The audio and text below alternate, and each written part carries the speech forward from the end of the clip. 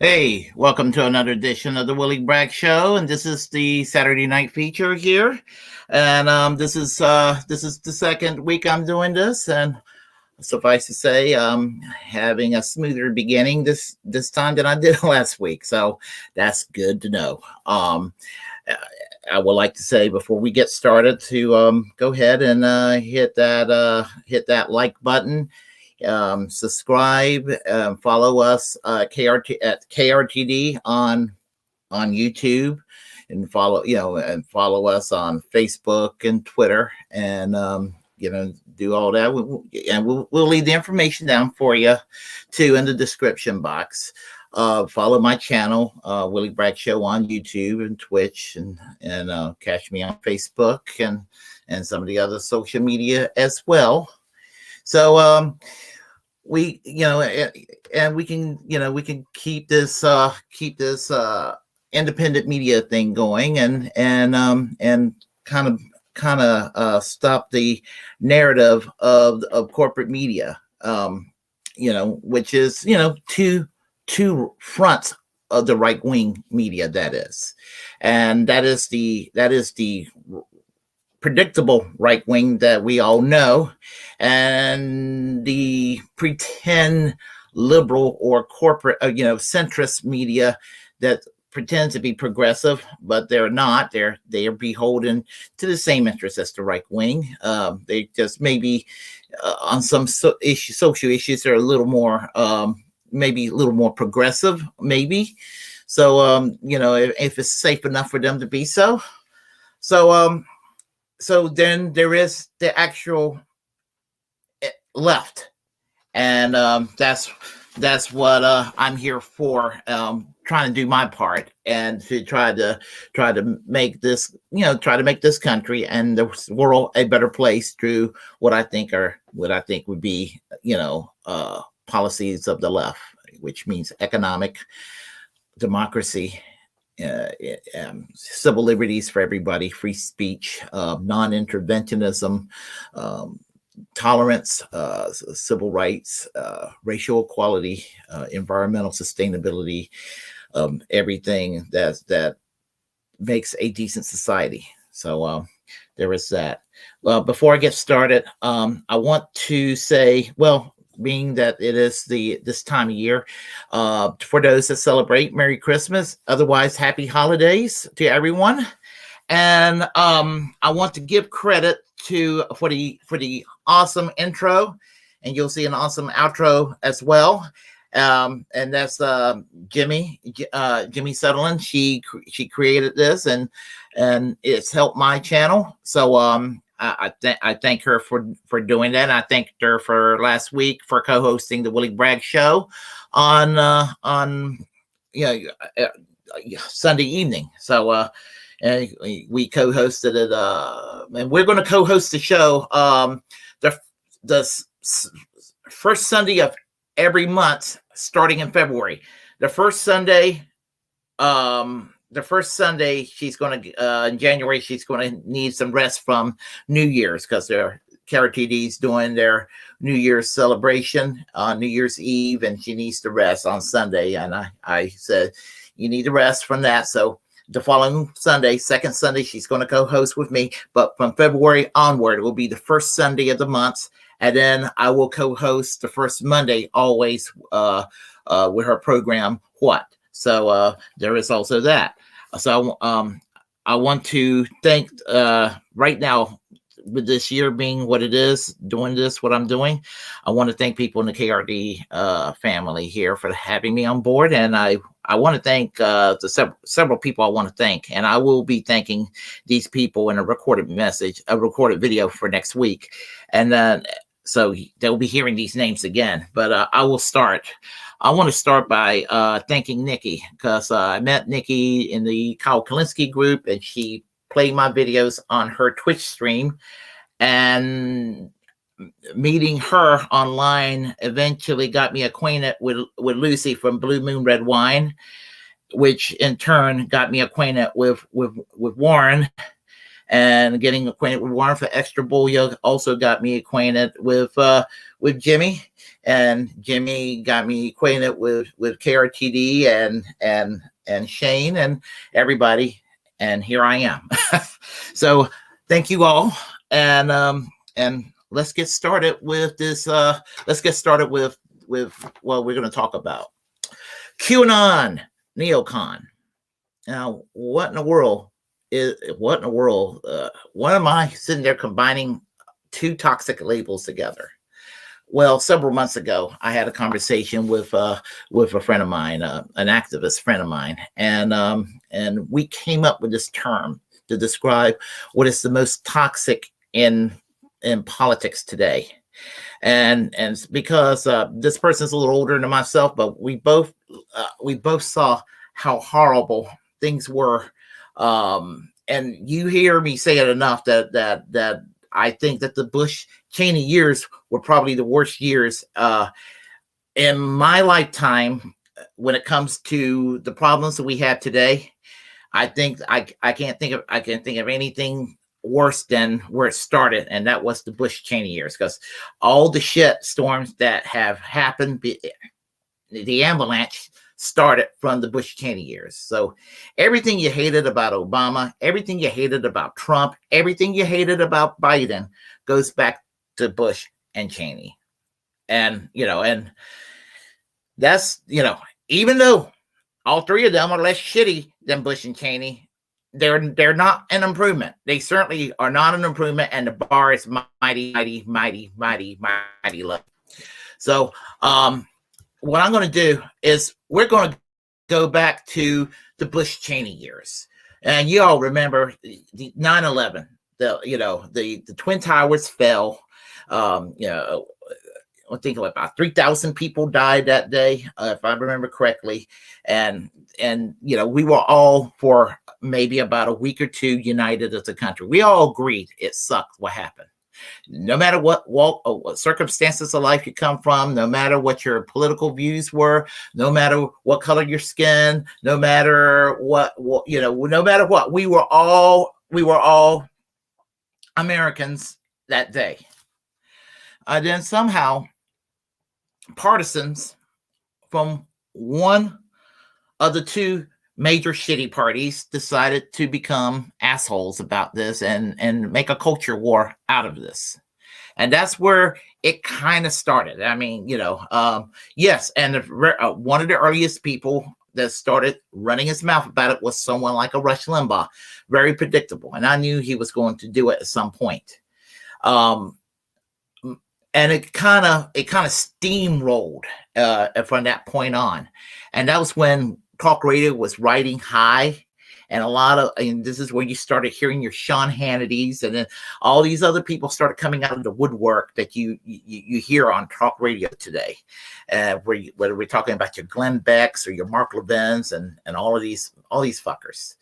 Well, the Iraq War happened, and of course there was a partisan culture war out of that. And if you weren't for the war in Iraq, you were obviously for the terrorists. Freedom fries, that sort of thing. Ironically, the man that came up with the term freedom fries, it was Congressman Walter Jones from North Carolina's Congressional 3rd District. And to tell you a little story about him, he regretted his support for the Iraq War. I know a peace activist in Garner that gained a friendship with him before he died. And he told this person that he was sorry that he had anything to do with this Iraq War, and he would never support another war again. And so he was one of the early conservatives to basically tell the Bush-Cheney people to fuck off, which good. That was, and so, I'm assuming that he regretted the freedom fries bullshit mentality too. So, but anyway, I just thought I'd share that with you. So let's start with this video, because this video here pretty much, this video clip pretty much would tell you what was going on in its negativity at its time. And I think you will remember this if you're my age or even a little bit younger or older than me, you'll remember this. So hold tight here, and I will play it. Where are you? Where are you? Okay. All right. Let's do this. Okay. Let's go ahead and play this. This is from a film called Jesus Camp. And you can see where this culture war bullshit started right here.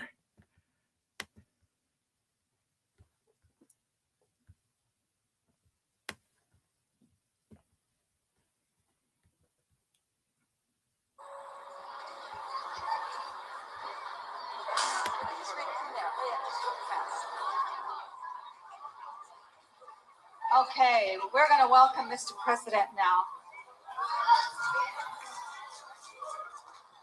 We'll talk to him. Say, welcome, President Bush.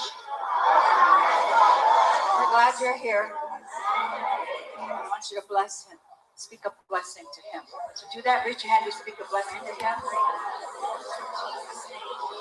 Do some warfare over him. Some warfare. He has surrounded himself with spirit-filled people. So pray in the spirit over him. Here he is. He's come to visit us. Yes, Lord. Thank you, Jesus. Tell him, Mr. President,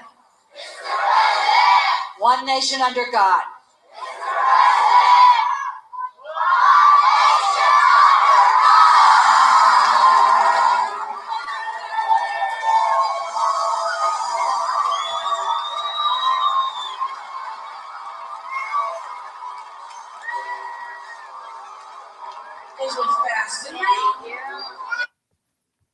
Yes. As you can tell, that was from the movie Jesus Camp, and that was kind of how it felt back then. It felt like it was the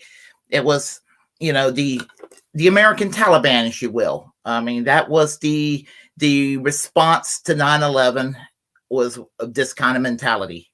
And so their enemies were Muslims across the globe. Their enemies at home were the gay people and the teacher unions and Michael Moore and the Democrats.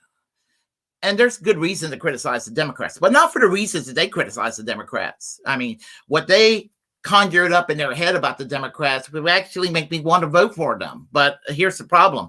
The Democrats are not socialists trying to do a government takeover of the medical system like they claim that the Democrats are trying to do. They're not interested in that. I promise you. I promise you. Democrats, they're the other capitalist conservative party. It's not quite as nutty, as far as the fundamentalism is concerned. They're just non-religious version of the psycho-religious nuts that the Republicans are. So it went from that mentality to mentality back in the I would say in the 2004, 2005 time period, 2006, 2007, 2008, prior to Obama becoming president. That was the flavor of the month for the right wing in this country, and so it went from that mentality to this on January 6th. Again, I'm no Biden fan. I voted for Howie Hawkins, and anybody who voted for a third party candidate or whatever flavor of third party that they voted for, as opposed to Biden and Trump, that was a better vote than voting for either Biden or Trump. Really, I could care less about either candidate in 2020. At this point, I could even care all that much about Bernie Sanders, considering what he did, rescinding his vote recently, his bill to Biden, again, bending the knee. But at this point, we're not going to talk that much about Bernie tonight. So, except for maybe that. But anyhow, it went from that to this, and in between it was the Tea Party. But the point is, whatever happens, there's always a culture war narrative, and there's always conspiracy theories and all that. All the people who thought that there were weapons of mass destruction in 2003 are the same people that engage in election denialism in the year 2020. And I won't talk too much about election denialism because that would take that runs into risky territory as far as the algorithm gods are concerned on YouTube. So except that there are people that goes into conspiracy theories about it. And January 6th was such an event where the conspiracy theories went out of hand with these people. And so anyway, and so you almost had a well, I'm not going to say you had a violent. Well, I think that some of them wanted it to be violent. I think some people went there to that rally and they just wanted to go rah, rah, rah, let's go Brandon before it became a phrase, and then go back home. And then they got caught up in the emotionalism of the protests, and they followed the leader in there like a bunch of dumbasses. And I think that happened to most of them. But I do think there's some people on the top that sort of planned this sort of thing. And they were planning a coup. And it was a joke shop of a coup. It was something not to be taken seriously. So, and there is that. So, okay, we'll do it that way, or maybe that way.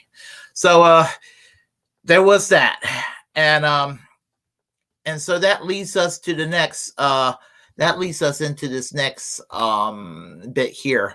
And Farron Cousins talked about this the other day. So, and it's something that I mention quite a bit, and I have people tell me that I suffer from a derangement syndrome of sorts. There are people that suffer from Trump derangement syndrome. Like there are people that suffer from Trump derangement syndrome, like they worship the ground he walks on.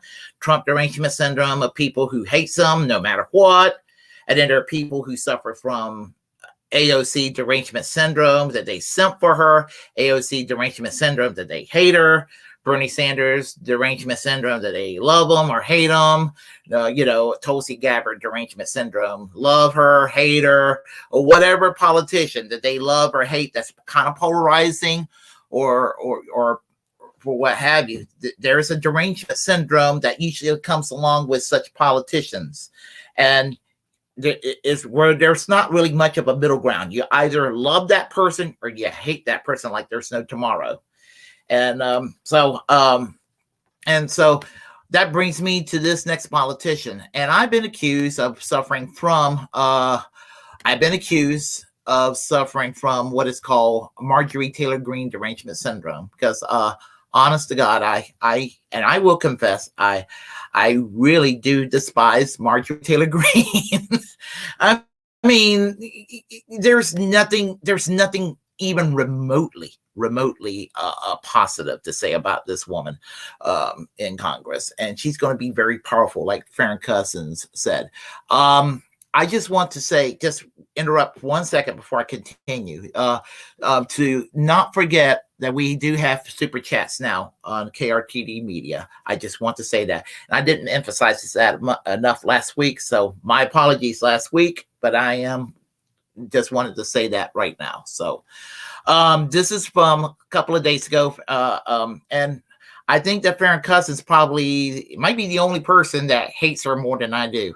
And I despise Marjorie Taylor Greene like there's no tomorrow.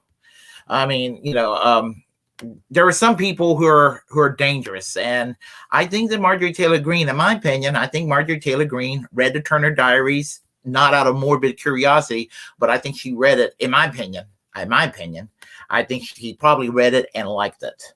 And you could just see the result right here. So I'm going to go ahead and play you Farron Cousins, and then I'll comment some more. So over the weekend, Marjorie Taylor Greene appeared at a New York Young Republican gathering in, of course, New York, where she claimed, quote, "I want to tell you something. If Steve Bannon and I had organized that, we would have won. Not to mention, we would have been armed." Now, that, which she is referring to, is, of course, the insurrection that took place on January 6, 2021, the Capitol riot. And Marjorie Taylor Greene told this crowd of young Republicans, who cheered wildly, by the way, when she said it, told them, if I had planned this along with Steve Bannon, we would have won because we would have had weapons. So, to put that another way, Marjorie Taylor Greene says this whole thing could have been successful had they literally staged a violent overthrow of the American government. This person, Marjorie Taylor Greene, has confirmed with this statement, in case you weren't already convinced of this, that she is a dangerous lunatic. That's what I take away from this. When I hear a statement like that, whether it's from a sitting member of Congress, anybody else on this planet, when they suggest, like, hey, I could successfully overthrow the government, just give me a couple of guns and send me up there and I'll do it. That's not a normal person, right? That's not the kind of thought that a rational, patriotic person would ever have. And here we have a sitting member of Congress who said this publicly. Her saying it is bad enough. The response from the crowd is what's worse, right? Because it's one thing to have a dangerous lunatic out there, right? That's bad enough.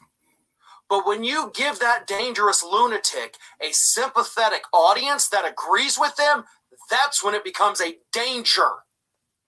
That's when it becomes a real threat, not just to American democracy, but to our very lives. Because we, in the eyes of people like Marjorie Taylor Greene and Steve Bannon and everybody in that room this weekend, we're the enemy. We're the people that need to be trampled. We're the people they want to go to war with. You don't believe me? Then how about this statement from Gavin Wax, the president of that Young Republicans group, because this is what he said at that same gathering. We want to cross the Rubicon. We want total war. We must be prepared to do battle in every arena, in the media, in the courtroom, at the ballot box, and in the streets. This is the only language the left understands, the language of pure and unadulterated power. Dude, we just want people to have health care and debt-free college. We want to protect the environment so that people aren't getting cancer from going outside and just breathing the air in their neighborhood. That's what we want. All, on the other hand, in my opinion, are fucking psychotic. This is nuts. This is insanity that we have these young Republican leaders and a sitting member of Congress out there essentially saying, we're going to kill you. That's how I take it. Like, we want war in the streets. Really not a whole lot of ways to slice that. Maybe I'm taking this out of context. I don't know. But when you have a sitting member of Congress say that we would have won on January 6th had we been armed, I don't know. Seems pretty damning to me. These statements are dangerous, not because of the people who say them, but because of the people who follow the people who say them. That is the threat. Marjorie Taylor Greene herself is not a threat. Gavin Wax himself is not a threat. They know exactly what they're doing. The problem is the people who follow them, the people who believe them, the people who, just like those folks on January 6th, easily take words like this as instructions and then act on them. That is the real threat to our lives. Hey, everyone. Okay. Yes. And that was Farron Cousins there. The thing about it is that if I do suffer from Marjorie Taylor Greene derangement syndromes, it's because some of the things she says, and she strikes me as very dangerous. I mean, her obsession against socialists, her obsessions against Antifa and Black Lives Matter, and what she perceived as dangerous groomers. She thinks anybody who's LGBTQ, they're groomers, and she thinks that Jewish satellites in outer space owned by the Rothschilds are causing forest fires in California. This is the kind of nutcase Marjorie Taylor Greene is. She's got one thing in common, two things in common with Alexandria Ocasio-Cortez. They're both polarizing as hell. I mean, right-wing Republicans, and even your cookie-cutter generic Republican who are not particularly, they're not particularly too insufferable, don't like AOC, and on ideological grounds. And I'm not going to fault them for what they perceive that disagreements are disagreements. But they perceive her in every way that the left and even some centrists perceive Marjorie Taylor Greene, except the difference is that Marjorie Taylor Greene is actually dangerous. The only thing that's dangerous about AOC is she's a sellout to the left. She would not force the vote. She would not do anything to go and try to raise the minimum wage to $15 an hour, or do anything to make Build Back Better. She went and voted to funnel money into the Ukraine, again, to indirectly, and I'm using the term indirectly, give money to insidious Nazis in that country with regard to the war between Russia and the United States. We're doing a proxy war over there, enabling neo-Nazis into Azov battalions, and shitlibs are doing this with the neocons in partnership, kumbaya.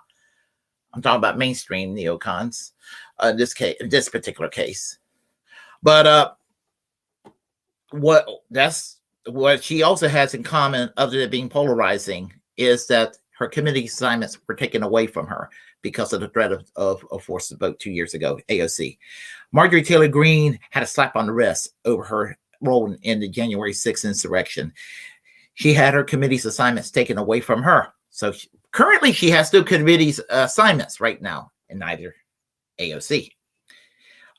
They both will have some kind of committee's assignments, I suppose, in the next few months. And in fact, what's scary is Marjorie Taylor Greene is going to be a very powerful person. And she is the face of the Republican Party right now.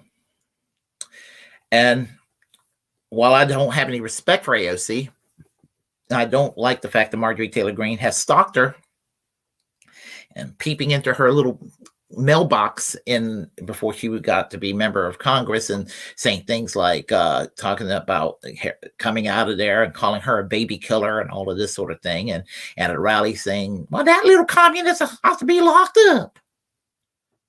And that's the thing they've been saying at these rallies of a rising fascism in this country. You don't like your political opponent, you lock them up. You lock them up. You lock them up. Why? Because you don't like the politics. Now, there's a lot of politicians I do not like. And in fact, there's a lot of politicians that I despise politically. But if they're not breaking the law, I don't want them locked up. But if they do break the law, or they're doing things like what Marjorie Taylor Greene did with trying to overthrow the U.S. government, I think at the very least she should have been kicked out of Congress, at the very least. But anyway, that she is part of what I call QAnonNeoCon, very much so. She's just part of that kind of very dark kind of right sort of attitude of today. Another one I'm going to talk about right now is an online personality who's been on for about a decade. He's not exactly the most well-known, but I do think he typifies what it means to be a QAnonNeoCon, probably more than anybody else I'm going to talk about this evening. His name, his last name is Finley in real life, and I forgot what his first name is. He's from Texas. He claimed he was some kind of U.S. Marshal in the past. He's a pastor in Daytona Beach, Florida. He wears a cowboy hat, and he looks like a cross between, like if it was possible for Ted Cruz and Chuck Norris to have sex and produce a child, it would become this monstrosity called Wild Bill for America. Wild Bill for, except he's less, not that Ted Cruz and not that Chuck Norris is cool by any stretch of the imagination, because they're not. But this Wild Bill for America is even less hip than they are, if you can imagine that. This guy is a Republican who claims he belongs to the Constitution Party. He basically regurgitates 1993 Rush Limbaugh talking points and did not do anything creative like a lot of other ideologues on the right today. Some of them have kind of changed their style, their rhetoric, and some of them even attempt to sound more libertarian to make themselves sound more palatable to a mainstream public. While Bill for America still think it's 1993, and he still talks like a 1993 Rush Limbaugh fan, like somebody who listens to Rush Limbaugh and just takes to heart what he said in 1993 and applies it to today. This guy thinks all Democrats are evil, which when I say Democrats, I don't mean that I'm a Democrat partisan, but to these people, anybody who's not a Republican is evil. You know, in other words, they conflate Democrats and the left together, and Democrats and the left. I myself am going to tell you, Democrats and left are not one and the same. I'm going to repeat that. Democrats and left are not one and the same. Because I'm a leftist. I'm not a Democrat. I used to vote that way. I started voting less that way, started voting more independent. And I'm pretty much a staunch independent now. But the point I'm trying to say is that when the right do this, they do it in a way where they want to make it seem like, well, if you don't go and vote for Donald Trump, you don't go and vote for this Republican candidate or that Republican candidate, this that candidate, well, you must be a Democrat, and that's like almost like a McCarthy like smear at somebody. Well, I'll let you listen to what he has to say, because it is just absolutely just astounding that people take a clown like this so seriously. So let me go ahead and play this. This is Wild Bill for America, and it's called The Compassion of Israel. And listen to what he says.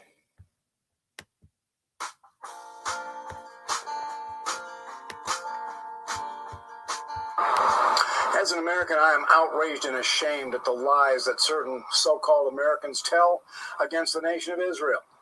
American Democrats in particular are a national disgrace. Many, like Rashida Tlaib and Ilhan Omar, open their mouths and lies fly out like projectile vomiting. Well, today I'm going to balance the narrative.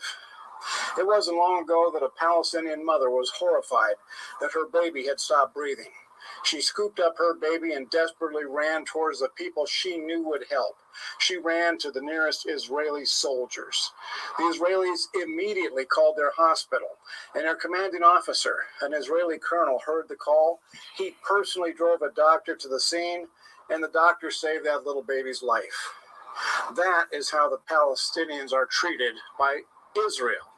Nope. And a few years before that, No, they're a not. mentally retarded Palestinian boy who was often seen wandering the streets of his neighborhood was grabbed by Hamas terrorists. They beat that poor boy and terrorized him into doing what they wanted. They strapped a bomb to the boy, and put the detonator in his hand and ordered him to walk up to a group of Israeli soldiers and push the button. But as the frightened boy was approaching the soldiers, his coat came open and they saw the bomb. They scrambled behind their concrete barriers, pointed their guns at the boy and ordered him to stop. They would have been perfectly justified shooting him right there on the spot. But the boy began to cry, and not one Israeli soldier pulled the trigger. And believe it or not, a lone soldier stepped out from behind his concrete wall, walked up to the boy, and disarmed the bomb. To Hamas, that poor retarded boy was nothing but a mule that they could abuse and use to murder Israelis.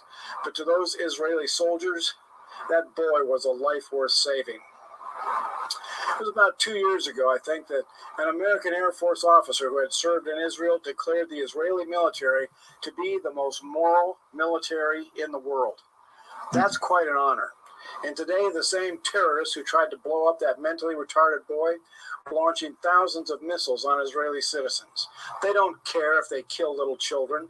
To them, the only good Jew is a dead Jew. In fact, one of 7 of those Hamas missiles lands in Palestinian neighborhoods, killing Palestinian children. And of course, they blame Israel for killing those children. And bloodthirsty American Democrats like Rashida Tlaib join the cacophony of lies about Israel. As an American, I cannot and will not remain silent as Hamas terrorists murder Israelis. And American terrorists like Rashida Tlaib cheer for the murders. Dietrich Bonhoeffer once said, "Silence in the face of evil is itself evil. God will not hold us guiltless." So I am calling out the bloodthirsty evil of Hamas, and I'm calling out the shameless evil of Rashida Tlaib. She belongs in a prison cell in Guantanamo Bay. She and half the Democrat Party are men and women who have sold their souls to pure evil, and they deserve to be publicly challenged by name. And when the day comes, they will be prosecuted just like the Nazis were at Nuremberg. This is Wild Bill for America. Thank you for watching, and America bless God again. Let me tell you about this guy here, Wild Bill for America. He will either, if you go and leave a comment, he will either ignore you or he will delete your remark. I just want to say that right there. Or he'll block you. I know people who have been blocked by him. Now, a couple of things he had to say about that video. Now, as far as the hospitals are concerned, that might have been the only true thing he said in that video. I mean, they do have socialized medicine. That's one thing they do have going for them that the United States don't have.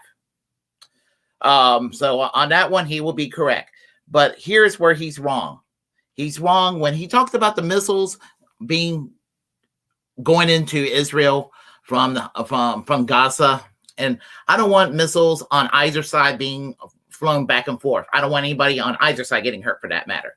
But for every rocket that's fired into Israel that kills maybe 1 or 2 people, and that's 1 or 2 people too many, the Israelis, when they retaliate, it's usually 40 people or 50 people. And that's fucked up. You know, that is fucked up. If you're going to kill 1 person, then you're going to go and kill 40 people in return. That's the issue, Wild Bill. That is the issue right there. As far as Rashida Tlaib is concerned, she's Palestinian. Her grandparents live in Israel. She is not allowed to visit Israel because of that asshole by the name of Benjamin Netanyahu has banned Rashida Tlaib from visiting the country. Would you expect her to love the country, to support the country? Are you crazy? Are you crazy? And you said she needs, just because she doesn't support Israel, she got to go to Guantanamo Bay? I thought people like yourself said you supported free speech, Wild Bill. It's coming out. All these right-wingers who claim that they're free speech warriors, They are not free speech warriors. I have to keep telling the gullible center, and I'm not trying to sound elitist when I say that, but there's a lot of people in the center that think that the left are the only ones that do the council culture, and nobody on the right do council culture at all. That they are really concerned about free speech, and they are. They're concerned about their own free speech. They're not concerned about the free speech of the left. I'm principled. Yeah, I support free speech because I do want the left to have their free speech. But I also believe on principle that unpleasant speech that I disagree with by the right or even the center or even apolitical speech that's neither right, center, or left that I may disagree with has the right to be heard. Because I'm better than these people like Wild Bill for America. I'm principled like that. But the thing is, here's the thing. Don't believe it for a second that this guy is pro-Jewish. He's anti-Semitic. I can guarantee you. These people, I have said this over and over and over again. When you see these people that pretends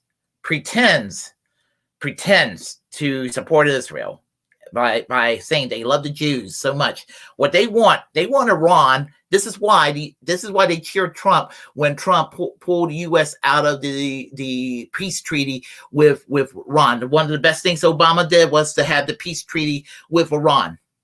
And you can see how triggered the right wing were when you have Mark Levin and Michelle Bachmann and Glenn Beck and the guy from Duck Dynasty. I cannot think of his name, Phil Robertson, all of those motherfuckers together saying this treaty sucks. Well, if those motherfuckers said this treaty sucks, then the treaty's got to be good. If Mark Levin and Glenn Beck and Michelle Bachmann and Phil Robertson and Ted Cruz think it's horrible, it's got to be a good treaty. Just by their contrarian opposition alone. No, the treaty was supposed to go and make sure that, Iran used their nuclear technology for peaceful purposes. And it was working. It was working. It was acclimating Iran into the family of nations. And it was going to, in the long run, acclimate Iran into a Western democracy. That was the intention of this peace treaty with Iran. Trump knew this treaty was working, but he had to appease the secular neocons, the John Boltons out there, and people like that. He also had to appease the John Hagees and the Pat Robertson types too. And what was the purpose? To go and for these people, they want Iran. They obviously want Iran to build up a nuclear. They can say, we don't want Iran to have nuclear weapons, but that's exactly what they want. They want Iran to have nuclear weapons, and they want Israel and Iran to throw nukes at each other. I don't want either country throwing nukes at each other. One nuke being thrown at another country, I don't care what country it is one nuke too many. And you can see what the powder keg is like that could potentially happen between Russia and Ukraine. And that's what it's all about. They want to speed some, religious interpretation. I'm not out there to bash Christians, but I'm just saying that there's some fundamentalists out there that believe that they're trying to rush what they believe is their version of biblical prophecy. And what's going to happen? Yeah, there are going to be a lot of dead Muslims. There are going to be a lot of dead Jews. There are going to be a lot of dead Christians in the Middle East. And there's going to be a lot of dead people, period. That's monstrous. And he's combined this secular neoconservatism with evangelical fundamentalism. And he is the perfect example of what I mean by neocon, QAnonNeoCon. He also buys into the conspiracy of teachers and drag queens, going around trying to recruit children and grooming them. And he's obsessed with that too. And he talks about it on Rumble a lot and places like BitChute because he knows his channel will get taken down on YouTube. But that there is that. But he's also come out of his racist closet too, because he's pretty much blessed police brutality and claims that he's tired of the anti-white racism by the blacks and claims that that the Black Lives Matters, the new KKK, and things of that nature. And and he is very race obsessed. And in another video on Rumble, he claims that Obama, he buys into the Obama birther conspiracy theory, by the way. Tells you everything you need to know about this person. It tells you everything you need to know about this person.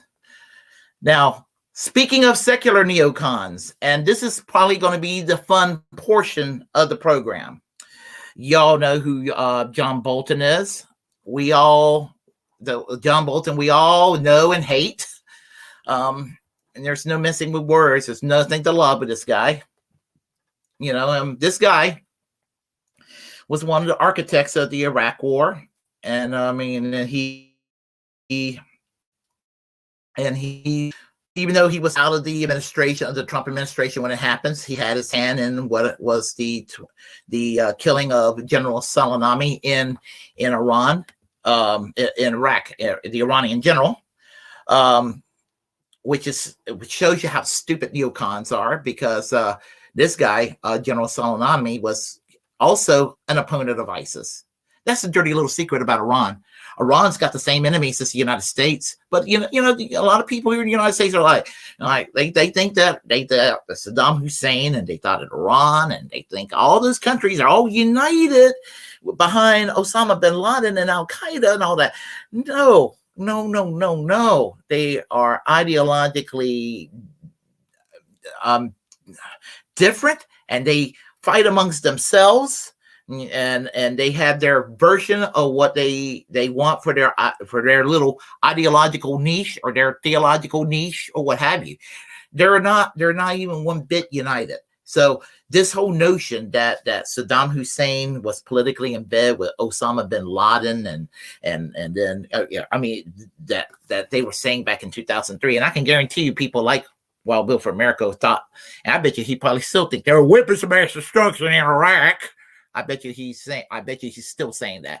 These people 20 years ago who said that there were weapons of mass destruction in Iraq are probably the biggest proponents of QAnon today. So, but anyway, John Bolton. Yeah, the guy that wants to see Julian Assange in prison for 175 years. This is the comedy portion of the show, because Stella Morrison, Julian Assange's wife, had she one day debated recently, a few months ago, debated John Bolton, and so this is not the original, but this is it's still the same video dialogue wise, but it's been doctored up with a little bit of comedy by Turncoat Don. And y'all don't know who Turncoat Don is. I think y'all do. Turncoat Don is one funny political satirist. So I think some of y'all seen this before, but it's worth seeing again. So here we go. And I hope you enjoyed as much as I did, because I always enjoy everything he comes up with. So let's do that.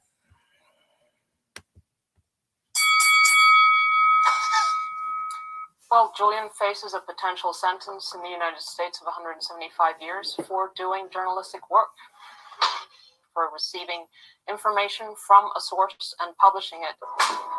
And it was in the public interest. It was about U.S. war crimes in Iraq and Afghanistan. And he revealed tens of thousands of civilian deaths that had not been acknowledged before.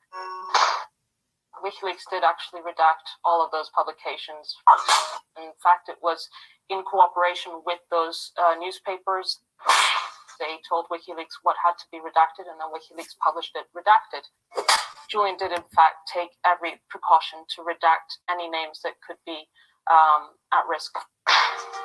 Ambassador Bolton is kind of the ideological nemesis of Julian. He has, during his time for the Bush administration and later the Trump administration, sought to undermine the international legal system, ensure that the U.S. is not under the International Criminal Court's jurisdiction. And if it was, Mr. Bolton might in fact, be prosecuted under the ICC.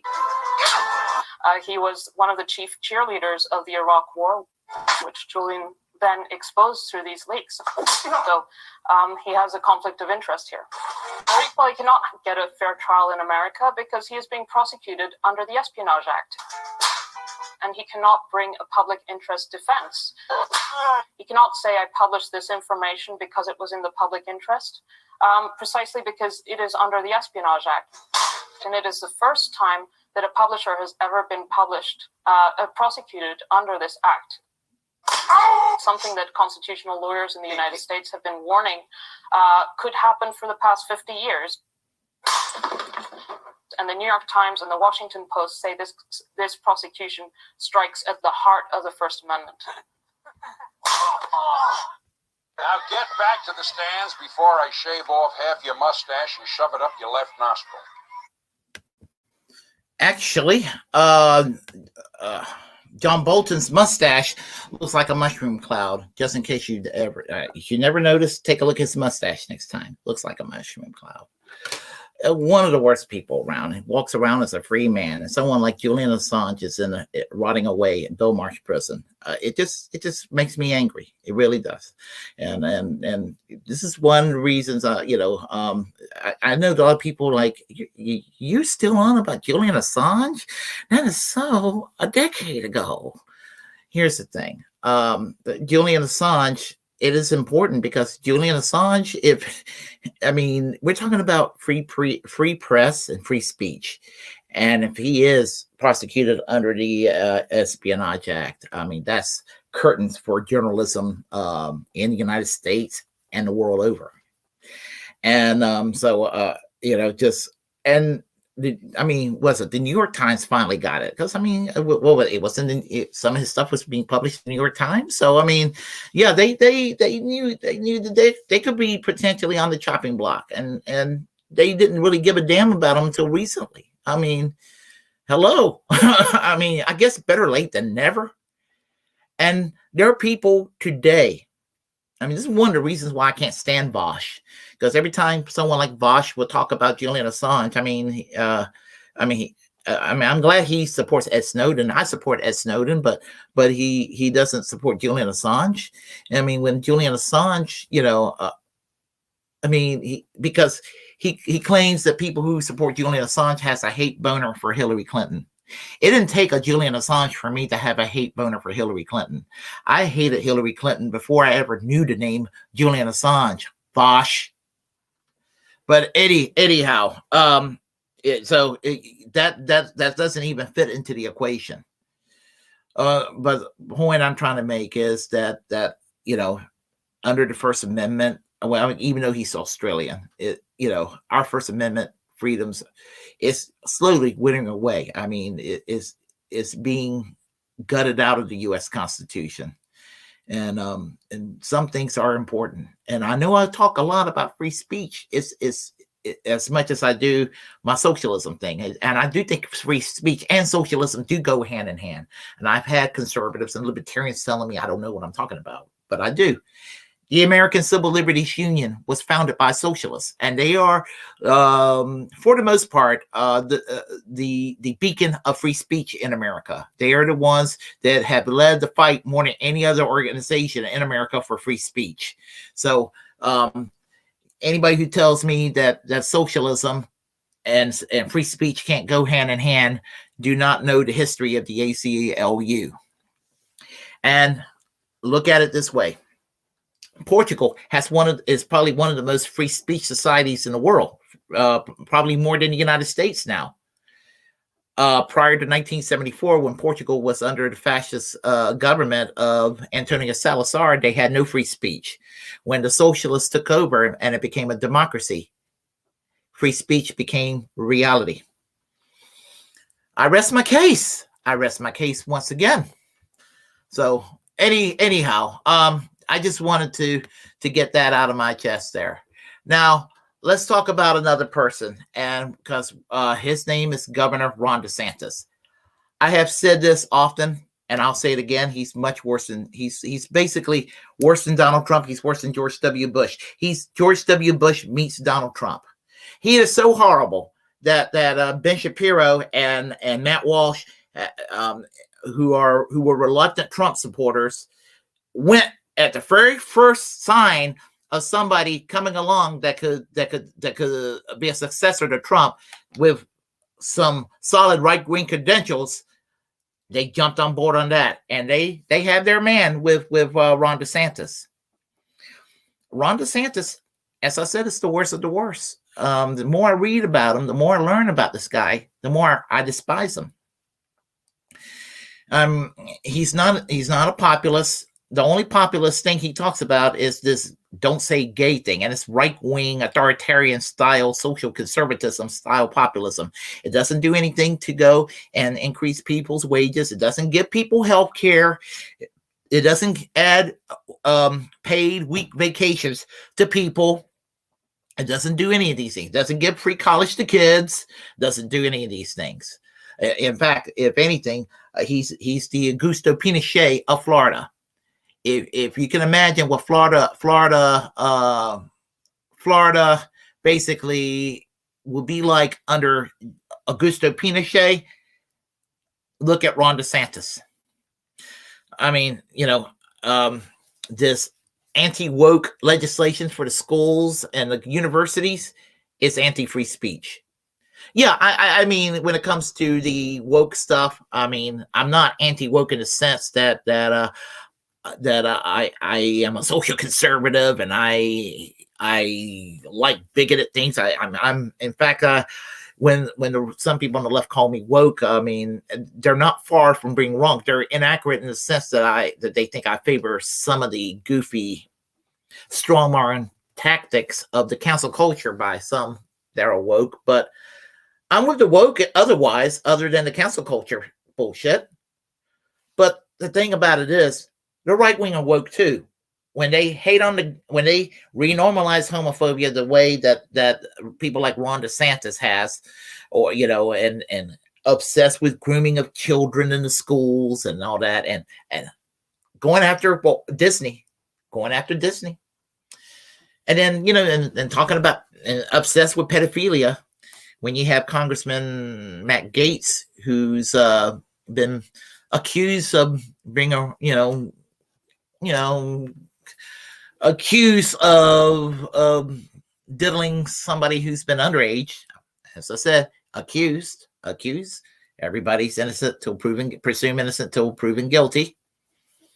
And Marjorie Taylor Greene claims that Democrats are the only one who are pedophiles, but she thinks that Matt Gaetz is not one, and she apparently buys stocks, owns stocks at Disney.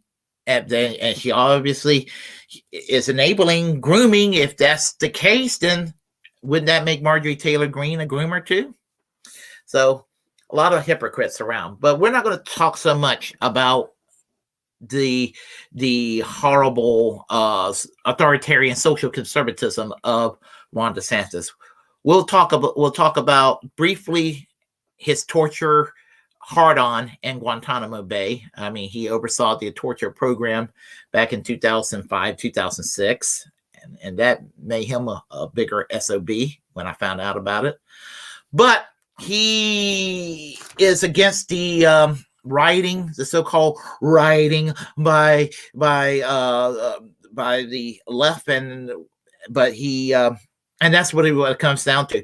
He's selective about who does the rioting. If it's done by the left, he wants to crack down on it. And that's so a lot of red states have implemented laws to basically crack down on protests, which curtails free speech. And they're claiming that they're trying to put a stop to Antifa and Black Lives Matter. What they're trying to put a stop to is their free speech. Is what they're trying to put a stop to. That's what it comes down to. They hate it when the left has any free speech, and then they go and create a straw man about how they're supposedly violent. No, and I don't buy it. Usually, many times when violence have taken place, it's usually the right that starts a lot of this violent crap, and that's when it gets out of control. And usually a lot of right-wing people get away with a lot of violent protests. But this is from the Kyle Kalinske show, and he's going to talk about this anti-protest bill in Florida from back in 2021. So I know it's in 2021, but it's still relevant, and we need to know about these things because we need arsenal when we take on these authoritarian righties. So here we go, and let me get everything set up. When I play Kyle Kalinske, some of his older stuff I still appreciate, by the way. So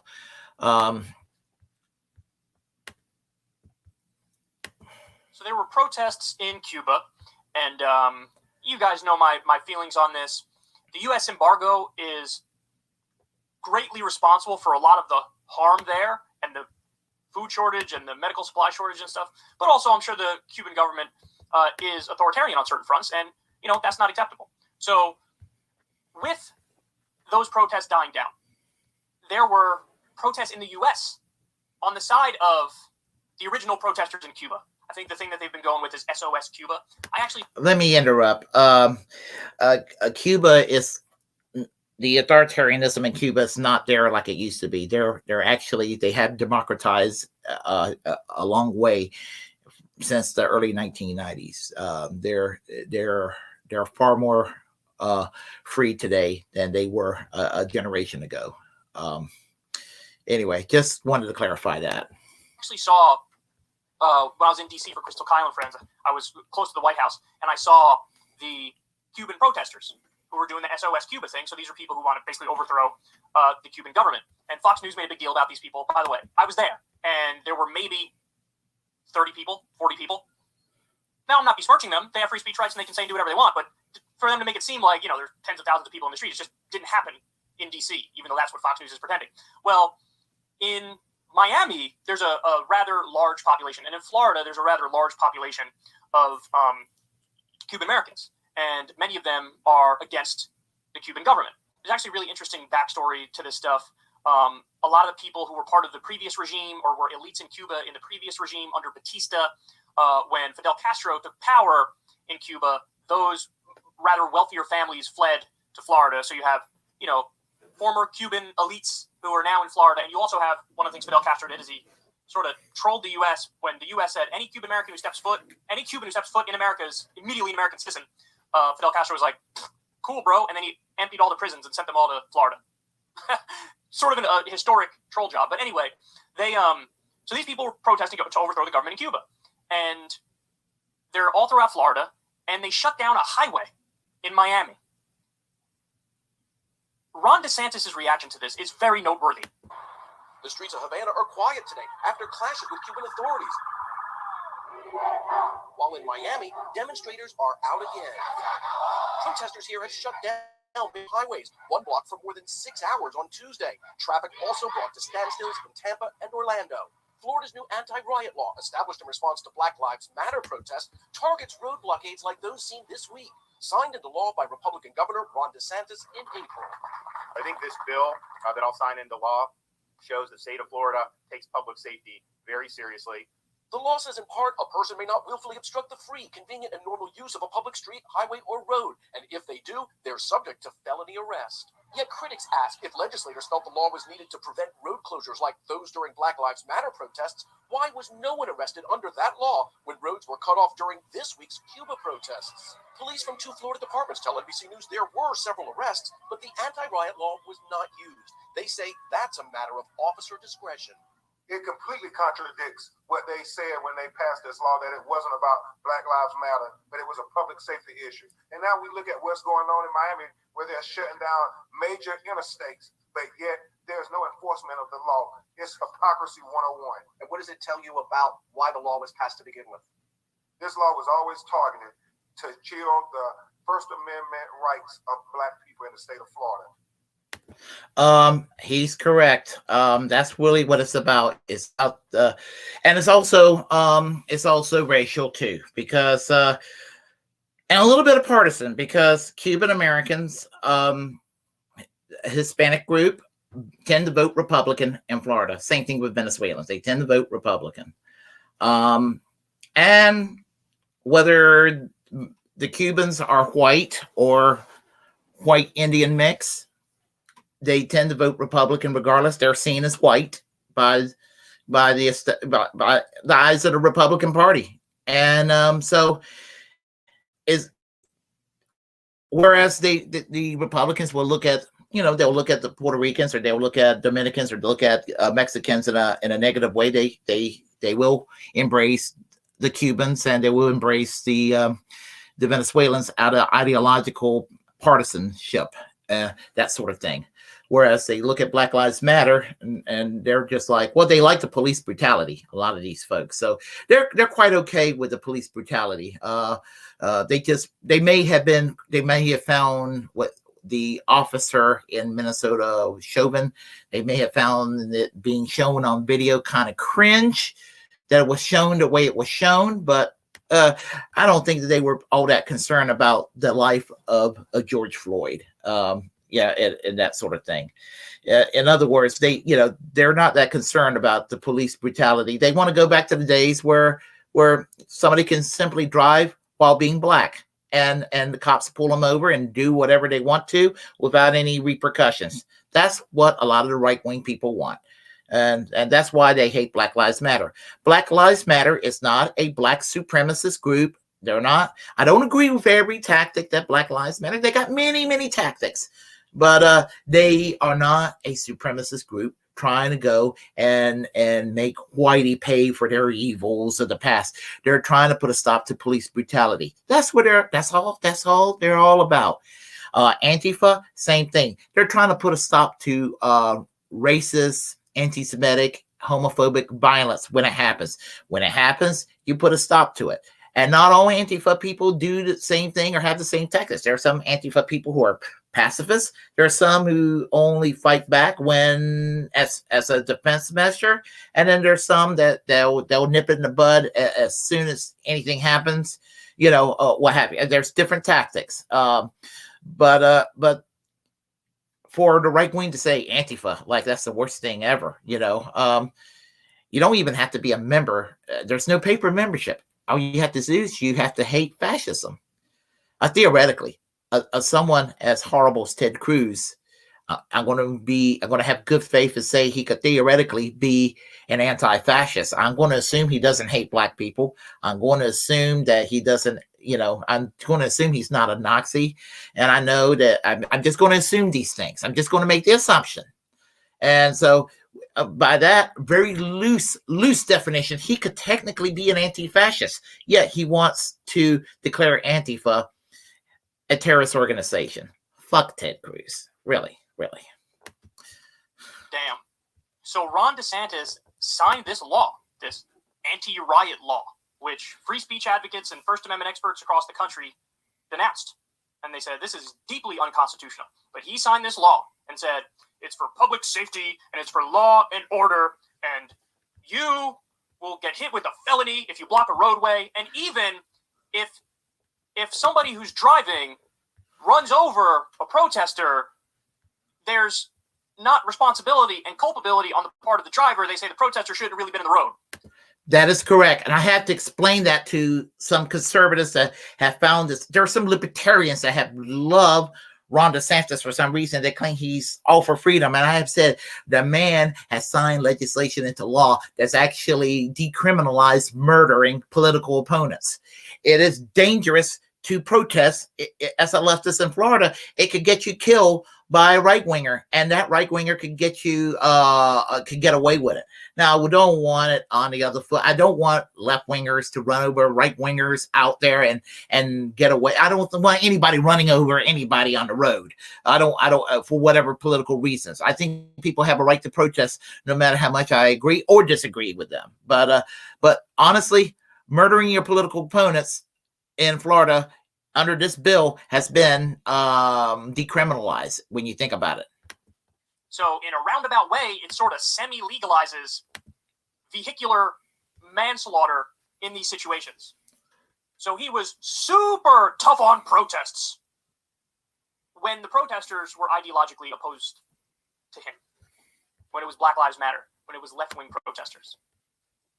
In that context, he's like, crack down on the protest. Now we have Cuban Americans who are right-leaning, taking to the streets, blocking roadways, and crickets. Crickets. They did not enforce this new law, this law that makes it a felony. I mean, it goes to show you. It goes to show you. Partisan hack. There are no principles. He's not truly committed to free speech. You know, he's not truly committed to his law and order approach, public safety concerns, anti-riot position. It all depends on what the protesters believe, and then he changes his standard and changes his view on how the law should be enforced. If you're a right-wing protester, if you're Cuban American, carte blanche. We're going to let you get away with whatever you want to do. If you're BLM, if you're left-wing, we need law and order, get out of the streets. There's a riot, we're declaring it a riot. If somebody runs over you, you had it coming. I mean, this really pisses me off. It does. Because it also just undermines people's faith and trust in government. And it should. And it should. You see the double standards. The double standards are obvious. You know, and there's a million examples just like this throughout our entire system. I mean, mandatory minimums is a great example. If a white person and a black person commit the same crime, black person is much more likely to get a much harsher sentence. Death penalty. White person, black person commit the same crime, black person's much more likely to get the death penalty. I mean, this is all proven. This is all empirical. And here we have another brazen example of basically a criminal injustice system. We have at least a 2-tier, probably a 3 or 4-tiered justice system. He just signed this anti-protest law. And now he's not enforcing it, but if it's BLM, they enforce it. By the way, just to be clear, my actual position is not, hey, crack down on the Cuban protesters and charge them all with felonies. No, I'm a deep believer in First Amendment and free speech and free expression and free protest. And so I think that both the BLM protests, left-wing protests, and the Cuban protests and right-wing protests, you need to let people peaceably assemble. You know? You have to. Maybe you get into a little bit of a gray area when it comes to blocking roadways. But certainly, I don't think that was classified as a felony before, and I don't think it should be classified as a felony. I get the idea of having to clear the roadway to let traffic continue. I understand that for sure. But I think the law was way too harsh, and it was an attempt to crack down on the free speech rights of left-wing protesters and BLM. And they're more than happy to trot it out and use it against people who they ideologically disagree with. But when they agree, they get a lot more leeway. Okay, let's do that. And there are people that think there are people that says I have made this up. I have had about 4 or 5 people telling me that I don't know what I'm talking about, and Ron DeSantis will never do this, and Ron DeSantis is pro-freedom. He is the worst. He is the worst. I mean, there are no words of contempt. I mean, what he did with the caravan was traffic. He trafficked human beings. From him and Governor Abbott of Georgia, trafficked human beings to Massachusetts.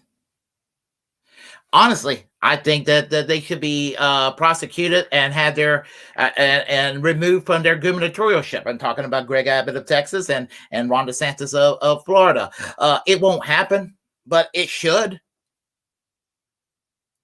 It should. I mean, and I'm not being a partisan hack here. I just see a lot of revenge politics, and this is part of the QAnonNeoCon mentality, where there's a lot of revenge politics out there. This is why a lot of people who are getting away from Trump, they're getting away from Trump because there's a large portion of MAGA out there that was their leader at the moment.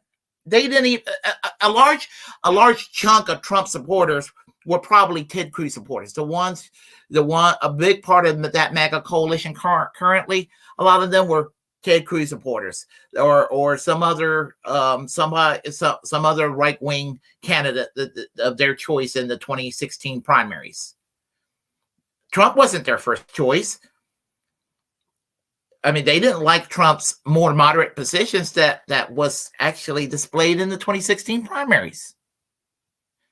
But Trump knew that he had to start talking right wing and grift, so he started talking their language. And this is why I said that 2020 Trump was much worse than 2016 Trump, because 2016 Trump was not as culture war oriented. I mean, he halfway sounded moderate, whereas 2020 Trump sounded like an unhinged, nasty right winger. And I've always said that the worst political persons around were never Trumpers in 2016 who became hard for Trump in 2020. Those who hated Trump in 2016 but got their cocks really hard for Trump in 2020. Those motherfuckers are the worst people around because they hated Trump for the wrong reasons in 2016. They thought he was too liberal, but then they love how right wing he ended up being in a lot of policy issues, and because he was more right wing than they ever dreamed of. That was the reason they were like, well, he's my guy. But now Ron DeSantis came along, and they want somebody with a kind of a Mitt Romney demeanor, but meaner than Mitt Romney. Meaner than Mitt Romney's demeanor. I guess that almost rhymed. They want someone like that. That's what they want. They want somebody with a Mitt Romney demeanor, with a very, very I punch hard, figuratively speaking here, but you know what I mean, politician, somebody who engages in revenge politics. And yeah, Donald Trump he engages in revenge politics. But the difference between Donald Trump and Ron DeSantis is that Donald Trump provides a comedy show. And sometimes, half the time, he's so incompetent, he ended up laughing. So even when he does some right-wing shit that normally would make me mad under a lot of circumstances, I end up laughing. And and sometimes you need levity in politics. And if there's one thing he did provide, was levity. I don't get that from Ron DeSantis. What I get is high blood pressure from Ron DeSantis. I like a stroke level high blood pressure. And I won't wear a pussy hat, but I would certainly be as obnoxious as some people were during the resistance when Trump got elected. I didn't necessarily act that way because, I frankly thought that he was not as right wing as, let's say, Bush and Cheney. But you're going to get that with Ron DeSantis. Ron DeSantis is dangerous. I'm going to stress that again. Ron DeSantis is dangerous. So, speaking of danger, let's go with our next person. His name is Jesse Kelly. I thought Mark Levin was somebody I despised more than anybody in talk radio, but somebody topped that. His name is Jesse Kelly. Let's see. Okay, let me find that here. Here we go. All right, let me do this. Jesse Kelly. Best way to describe Jesse Kelly, I mean, this guy is honest about his totalitarianism. I mean, every time I hear him, he's always wanting to be totalitarian and open about it. He doesn't even talk about the pro-liberty side of things. I mean, you hear them talk about liberty this and liberty that, which is a crock of shit when they do that. But this guy doesn't even talk about liberty. And even though people focus more on Tucker Carlson, as much as I have a problem with Tucker Carlson, this guy makes Tucker Carlson, I don't know. This guy makes Tucker Carlson look like, he makes Tucker Carlson look like Breonna Joy Gray by comparison. This is how horrible this Jesse Kelly is. So here he is having a conversation about fascism. And this is not hyperbole. This is not me saying, well, somebody's right of center, they're a fascist.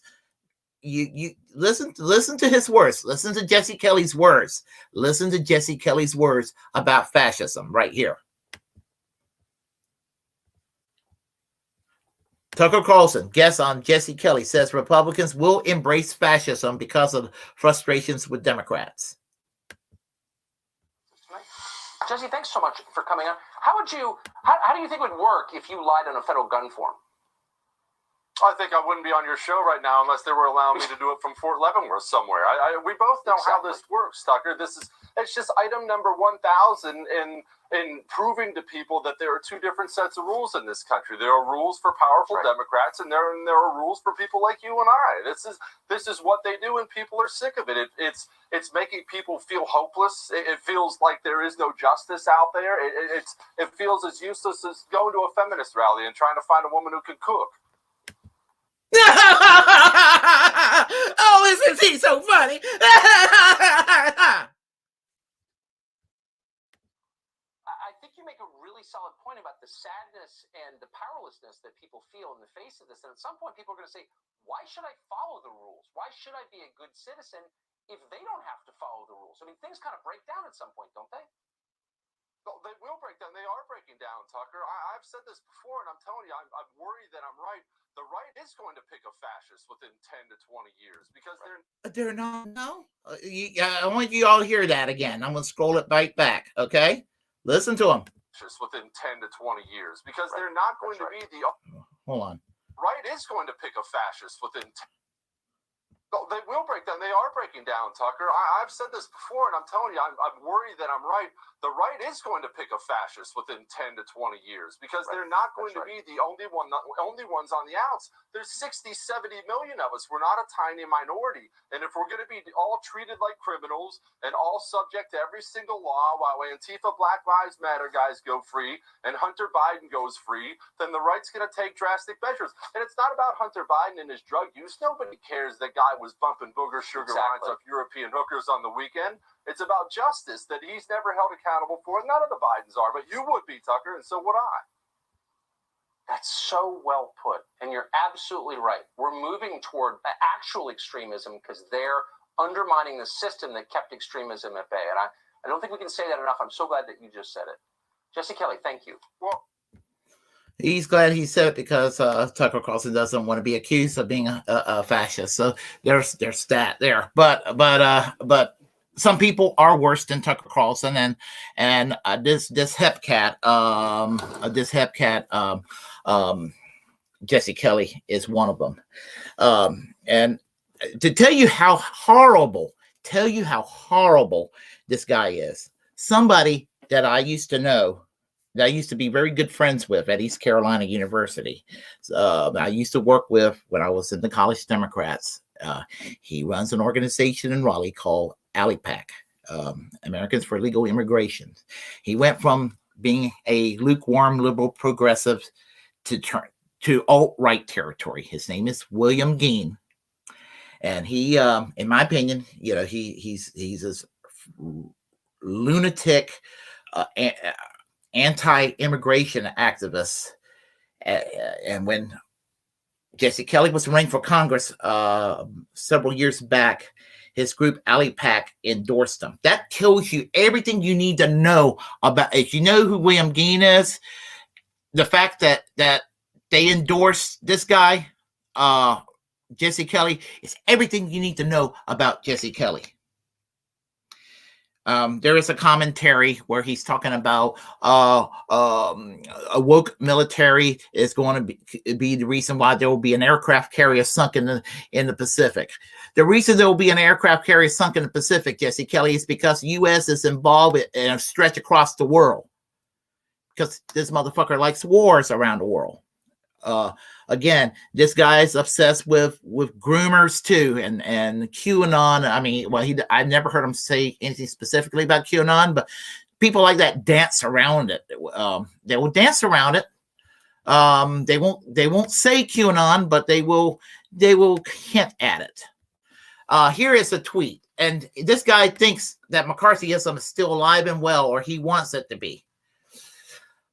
American conservatism has been so watered down and neutered over the decades that most of them will argue against a ban on communists working in many industries, which was stated policy in this country for a long time, just completely toothless, meaning that he was okay when there was widespread discrimination against people based on ideology.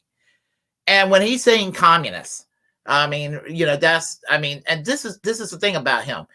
Unlike other right-wing talk show hosts, he doesn't call them socialists or call them liberals or even Democrat. He actually calls his political opponents. He calls every one of them communists. And that shows you how dangerous. That shows you how dangerous this guy is. He calls his political opponents, all his political opponents, communists. I mean, and he's do it in a way where he's trying to trigger his audience in a very delicate sort of way, shall I say? But anyway, what I'm going to do next is I probably am going to play you. There's no problem. I'm going to play you probably one of the most toxic people. And that's going to be Dinesh D'Souza. And this man, when I say toxic, I mean toxic. This guy, he wrote a book called 9/11 and the cultural left responsibility for it. I'll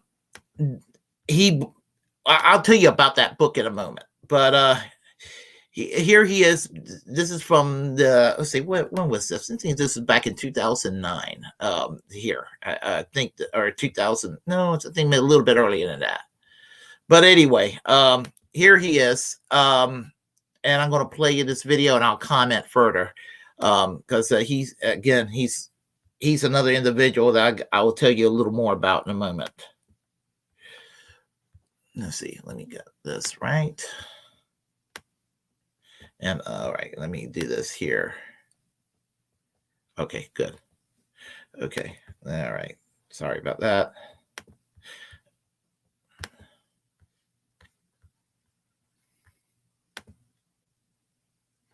All right, we'll get started. It's started. You give a number of statements which really are very good examples of Hitler's big lie technique. Are you familiar with the big lie technique? I have heard of it, although not a practitioner of it. Well, the idea is if you tell an outrageous enough lie, more people will believe it. It sort of short circuits their rational thinking.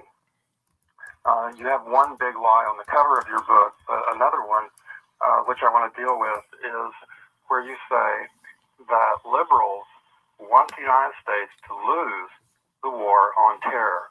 The war against terrorism is the way you say it. What do you mean by that? Sure. Well, the book is actually full of examples and documentation of it. I'll give a few from memory. Michael Moore on his website said that the insurgents in Iraq are not terrorists. They are not the enemy.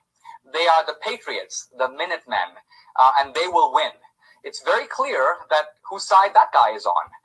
Right after the United States invaded Baghdad, one of the editors of one of the prominent websites, Salon.com, basically wrote and said, I've been rooting for America to have more problems over there. I just wish the Arab world would fight harder. I just wish they would rise up in rage.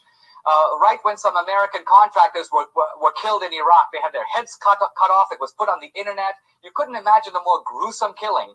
Marcos Moulitsas, who is the head of dailycost.com, one of the prominent liberal websites, says, who cares about these guys? They're part of the American war machine. Basically, screw them. What I'm saying is when you listen to this, it's, you get a very clear sense that what's going on here, and there's a whole rhetoric behind this. If you read the works of not only Noam Chomsky, but Howard Zinn and others, their idea is that America is the largest force of terrorism in the world. Their view is that the terrorists are minor league players. The most people killed have been killed by American foreign policy. And so in a way, from the point of view of the radical left, there is a war against terrorism. It's fought against American foreign policy.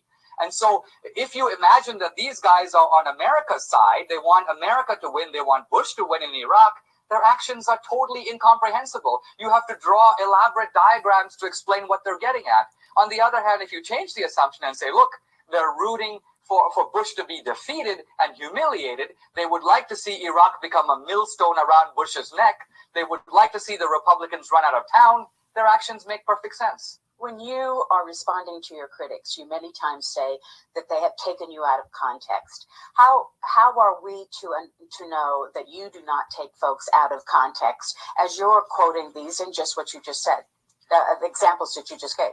Yes. So the thing is, in some senses, in a certain sense, all quotations are out of context in the sense that to have the context, you'd have to reproduce the whole book. Right. But a quotation should be true to what the person meant and accurate in what they said.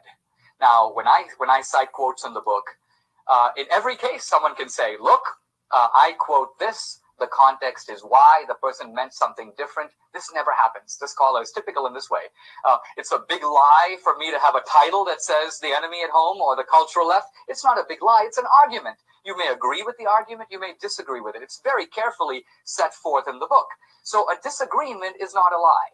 And similarly, when I cite evidence, you may not accept the evidence. You may think there's counter evidence on the other side. In a sense, my book is trying to argue a point. It's not sort of one of these sort of Buddhist on the one hand, on the other hand. I'm making a polemical argument. But a good polemical argument will take into account rival evidence on the other side. Someone mentioned earlier, you say that Carter sowed the seeds of 9/11.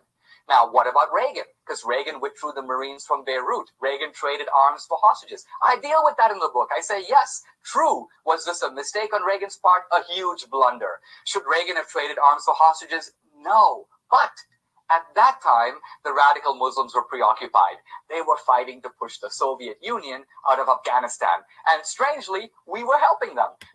And by the U.S. helping the rebels in Afghanistan, pushing the Soviets away, the Taliban took over Afghanistan and they housed Al Qaeda, which was, its infrastructure and logistics was built indirectly by the CIA. You remember that Osama bin Laden was on the payroll of the CIA, and remember that both Taliban, supported by the U.S., Reagan considered them equivalent to our founding fathers, and remember that bin Laden was supported by the U.S. government. Eventually, it's no wonder that we were attacked on 9/11. But anyway, he blames the left. I'll let him finish. I just wanted to say this, but this will trigger. I want Dinesh. If I ever meet Dinesh D'Souza, I want him to hear me say this. I wish that the Soviets would have become the victors in that war. The United States was backing the Mujahideen, so that was not the root of 9/11. Stupid policy, yes. Cause of 9/11, no. Okay. I just had to get that out of my chest. And I wanted to say this real quick. We are monetized now, super chats. We're doing that right now. I just wanted to mention that. So just laying that out. Now, with regard to Dinesh D'Souza, that's one of the many horrible things about this guy. But he is a promoter of conspiracy theories, and he claims that he also claims that Obama was not born in the United States. He believes in birtherism, and he also, he's claimed that he claims that George Soros is personally funding the Antifa movement, and that and that the Charlottesville rally was instigated by people within the left that were trying to make the right look bad. This sort of thing that was kept on being stated as such. And he's, the movie 2000 Mules, I think it goes into election denialism and all of that. He wasn't even, he's a Trump supporter only because he's the head of the party right now.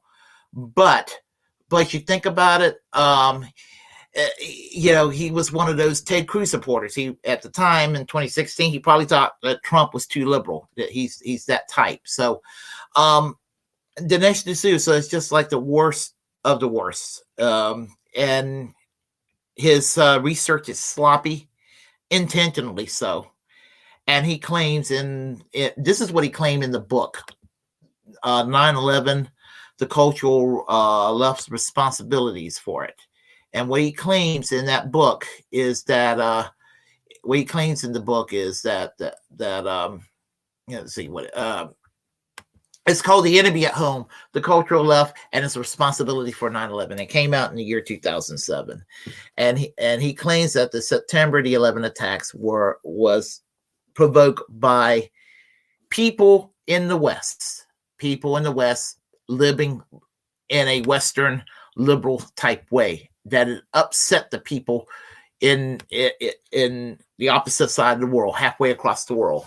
And that basically the premise of the book was that evangelical Christians needed to go, instead of fighting radical Islamists in the Middle East, is to seek a relationship with them and declare a mutual war against the Western left. That is treason. And he's the kind of person that will put someone like a Michael Moore in prison for taking his words out of context about the insurgents in Iraq or what have you. We shouldn't have been there in Iraq to begin with. And you can see he's sitting there defending the Bush-Cheney doctrine there. And this is the guy that defended the torture. This is the guy that defended the surveillance state and all this stuff. And today, when you have people who are correct to denounce Biden on things like the disinformation governance board that they were trying to set up earlier this year and everything, let's don't have it like, well, this is just something that just came out of the blue. Yeah, they are to be denounced for coming up with this sort of thing. Nina Jankowicz and company to be denounced, have no use for them. They're horrible people for even coming up with this. This is such an obvious assault on the First Amendment.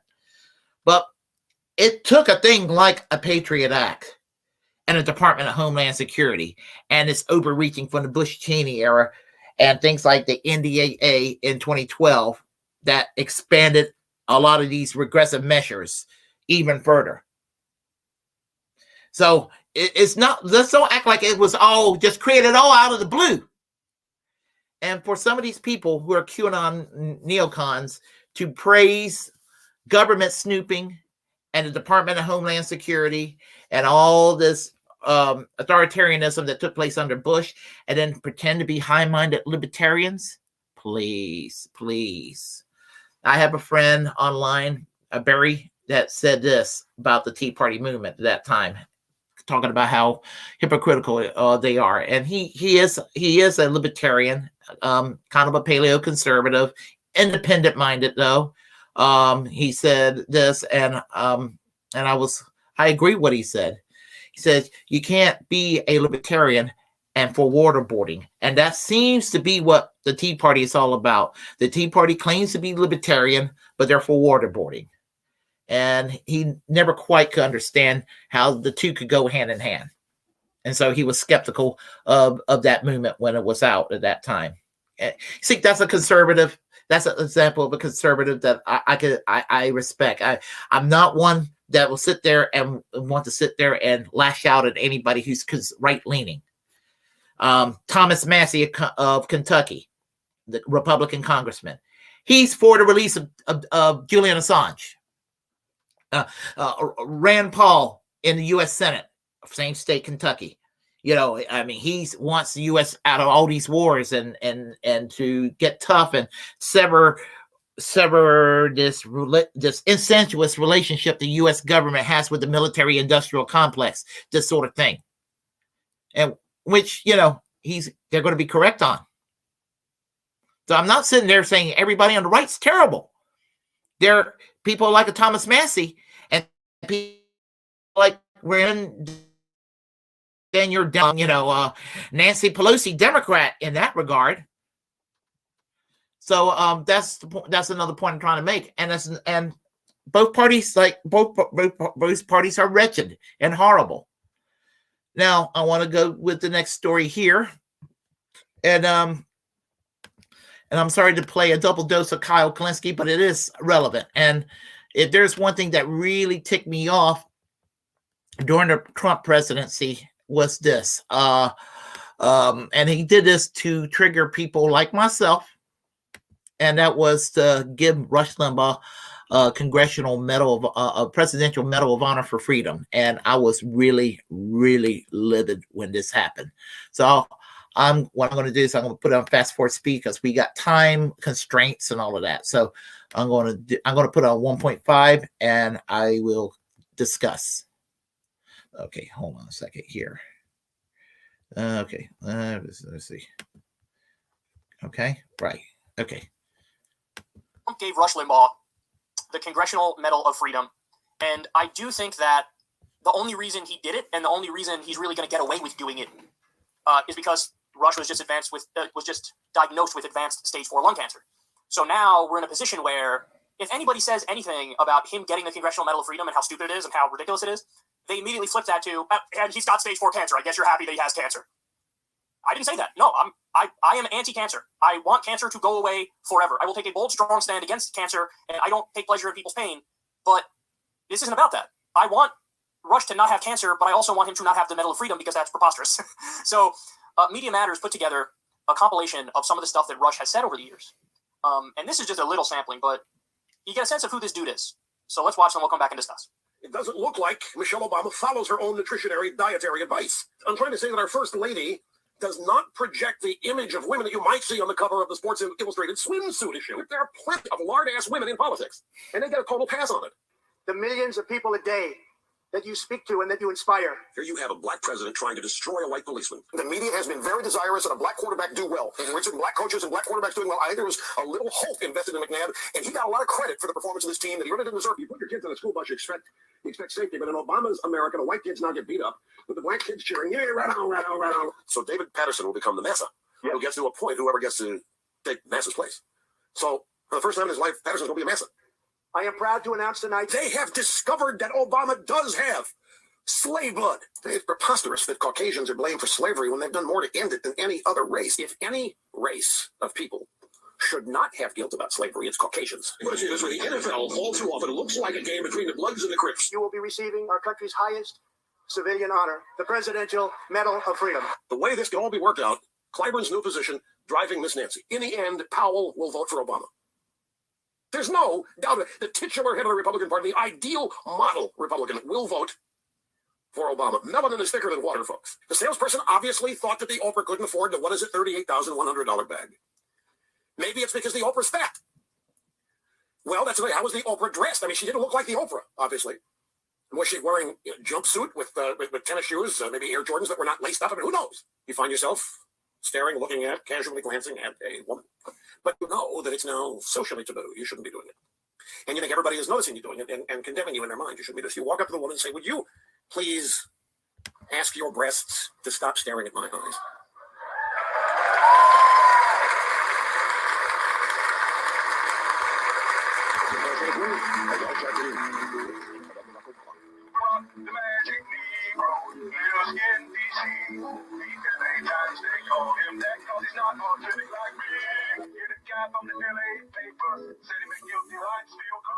Congratulations. Hi, my name is Alina, and I would like you to give you. Okay, that's an example of that's an example right there of Rush Limbaugh's shenanigans over the years. And there's much worse than that. I mean, that's just the tip of the iceberg. One of the most horrible human beings that's kind of started it all. And so all the crap and right-wing talking points that you hear today just goes back to that horrible man. That horrible man. Now, I'm with Kyle when it comes to him suffering from stage 4 cancer. I don't want anybody to have cancer, not even the people I despise. But I also did not think he was anything even remotely close to deserving a Medal of Honor for freedom. There's nothing pro-freedom, was nothing pro-freedom about Rush Limbaugh. He was an authoritarian goon. I mean, he defended nothing but the wealthy. He defended nothing but white people.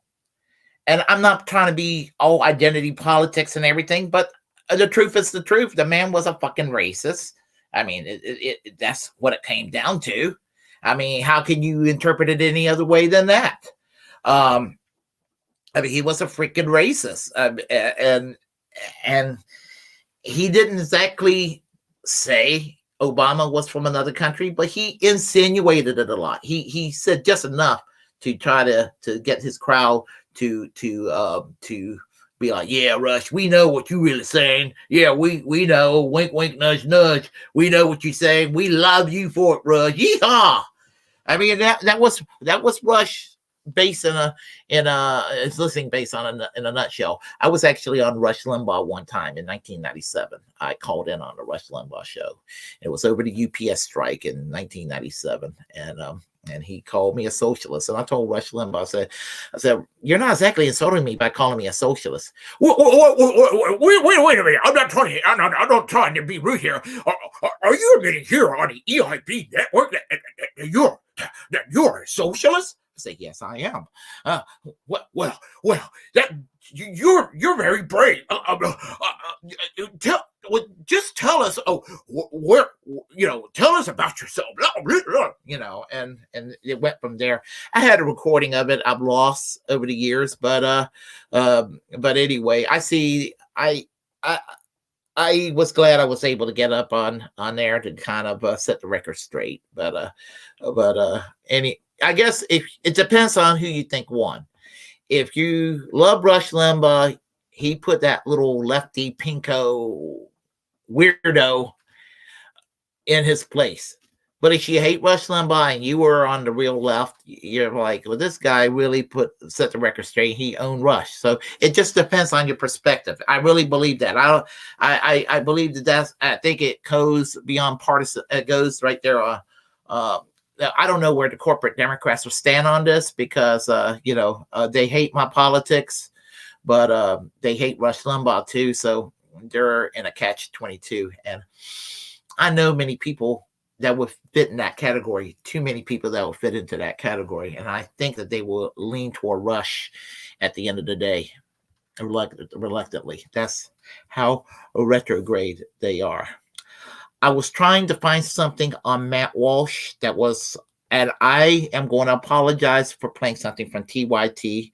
So, but I have to, because I'm focusing on Matt Walsh right now, because he is one of the most, right now, he's one of the most toxic people around as far as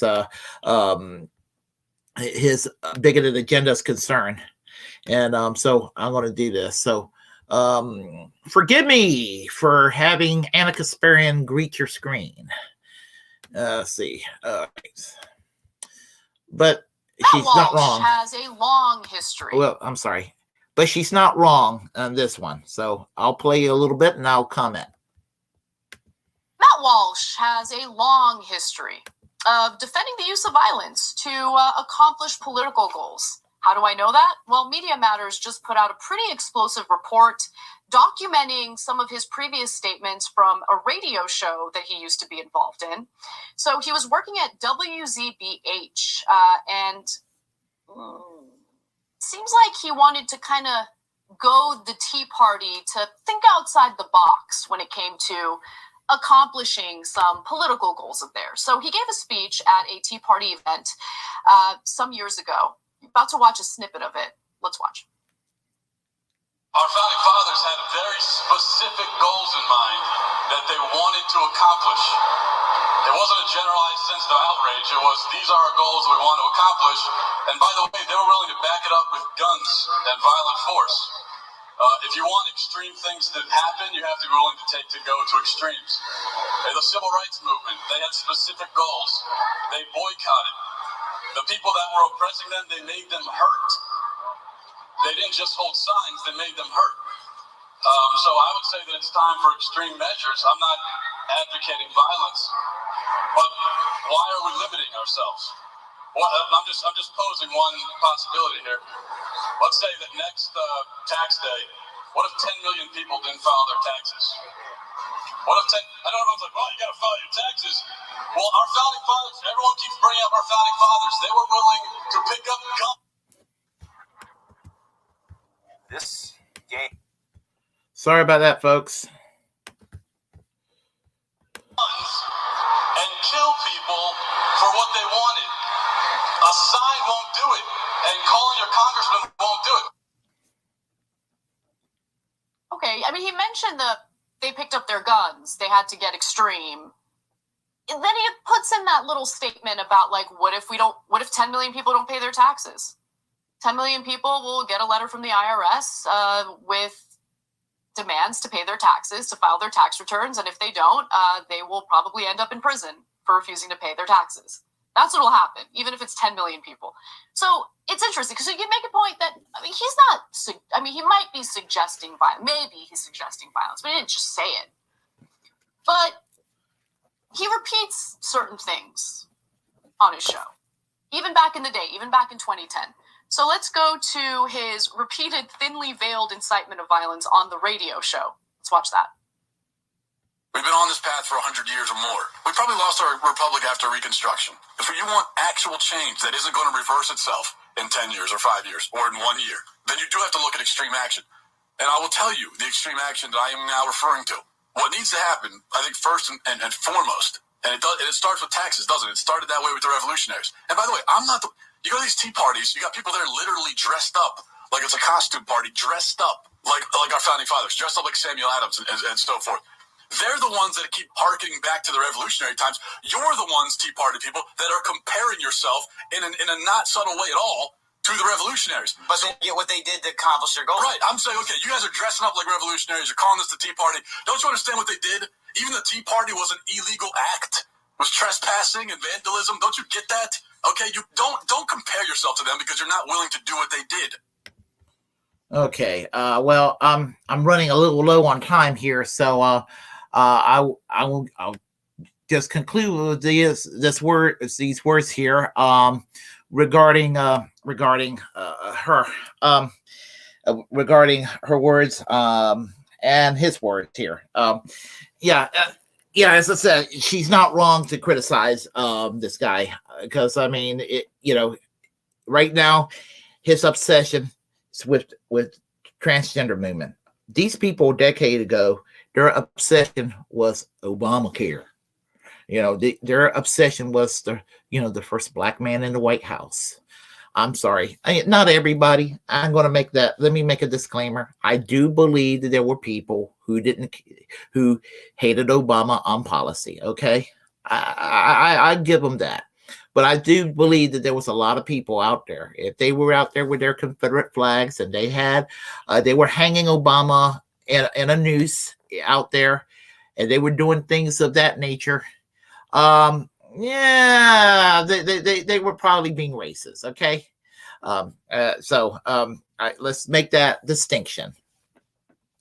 But the point is, I mean, this is the kind of crap that people like Matt Walsh was doing. His niche now is to bash transgender people and call them groomers and the LGBTQ. I mean, he took great exception to this Respect for Marriage Act, which was a reasonable legislation that took place. It had bipartisan support, and my goodness, I mean, it did what it's supposed to do. If the Supreme Court it says that it's not recognized as a constitutional right, there is a law of the land that will make it as protected as the Civil Rights Act of 1964, which is Respect for Marriage Act, which I believe it passed, and I'm glad it passed.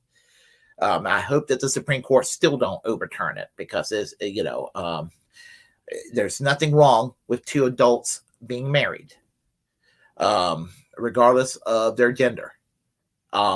With regard to being transgender, there's nothing wrong with an individual transgendering into the gender that person wants to be in. But the problem with people like Matt Walsh is their existence. He simply do not want them to exist. And I'm going to tell you, I really would not want to look into his history browser, because usually people like Matt Walsh, I'm not casting any allegations, but I'm just going to say that people like Matt Walsh, there's usually, with people like that, not saying him necessarily, but I'm saying people like him, there's usually a lot of things to hide. I'm just going to throw that out there. That's all I'm going to say. I'm not throwing any accusations. I'm just going to say there's been a history of people like that, and things come out about them. So I'll just put it this way: those that throw stones at glass houses. So anyway, all this kind of meshed this up together in my in what I perceive as QAnonNeoCon.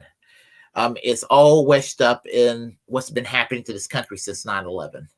It's this authoritarian social conservatism with a mixed in with corporatism, but they'll go and use some populist economic talk, but they still are married to corporatism, and somehow they're able to convince people that they got their back economically. It's just they're just such sophisticated propagandists, and it just amazes me that people fall for that. Honestly. So let's go on the chat lines here, because time is running a bit short. So we had Hot Retarded Chicks here. Hey, how are you doing? And we have Arif Hassan, Liberia. Hey, I guess you're greeting from Liberia, my assumptions. Hi. Lana Dell from Facebook says shared. Hey, Jimmy, how are you doing? I see you and Warren at 12 o'clock on the Secret Show. Everybody be sure to watch the Secret Show at 12. Les Bones, hey, Willie and everyone. KRTD Media says, don't forget we have Super Chats now. And folks, we do have Super Chats, so you know what you need to do as far as Super Chats. You see it in your heart to give us the support we need. And Extra Booyah, Warren. Hey, Willie. Hey, Warren. How are you doing? Les Bones says, hey, Hot Retarded Chicks, and hi, Extra Booyah, and everybody's saying hi to each other and all that good stuff. These conservatives hate the squad for all the wrong reasons. That's what I've been saying, Les Bones. That's what I've been saying. Honestly, yeah, they're not scary at all. I wish they were as scary as some people claim. Let's see. There should be a rule where if you have to make nukes, the only way to launch them is to physically pick up the nuke and yourself and throw it like a Hail Mary. That's an interesting perspective. Yeah, that's so true. Let's see. I'd rather listen to Mike Bolton before listen to John Bolton. Yeah, I think less people get killed by listening to Michael Bolton, although it'll be torture.